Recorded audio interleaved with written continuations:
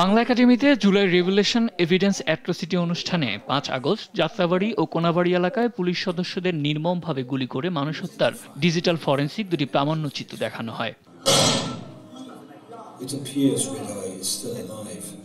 সেখানে শহীদ পরিবারের সদস্যরা এ ঘটনা দ্রুত বিচারের দাবি জানান।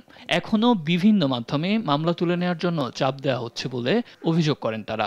এই মৃত্যুর পিছনে যারা হাত আছে তাকে সবার শাস্তি চাই, আমি তাদের বিচার চাই।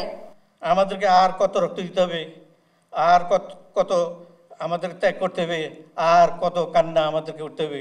এ সময় ট্রাইব্যুনালের চিফ প্রসিকিউটর তাজুল ইসলাম বলেন, শহীদ পরিবারের কাছে জুলাই গণহত্যার ন্যায় বিচার নিশ্চিত করতে ট্রাইব্যুনাল অঙ্গীকারবদ্ধ।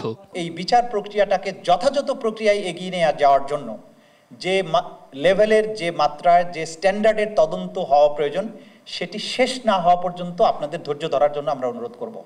আইন উপদেষ্টা জানান, শেখ হাসিনার সময়কার বিচারের চেয়ে বর্তমান বিচার যে ভিন্ন তা প্রমাণ করতে চায় সরকার। আমি আপনাদেরকে কথা দিচ্ছি, এটা সুবিচার আমরা নিশ্চিত করবই। ফ্যাসিস্ট শেখ হাসিনার বিচারের চেয়ে আমাদের বিচার যে ভিন্ন সেটা তো আমাদের এনশিওর করতে হবে। এছাড়া আন্তর্জাতিক মানের গ্রহণযোগ্য ন্যায় বিচার নিশ্চিত করতে কিছুটা সময় লাগছে বলেও জানান তিনি। এগুলির বিচার আমরা করতে না পারি, আমাদের বেঁচে থাকার কোনো অধিকার নাই।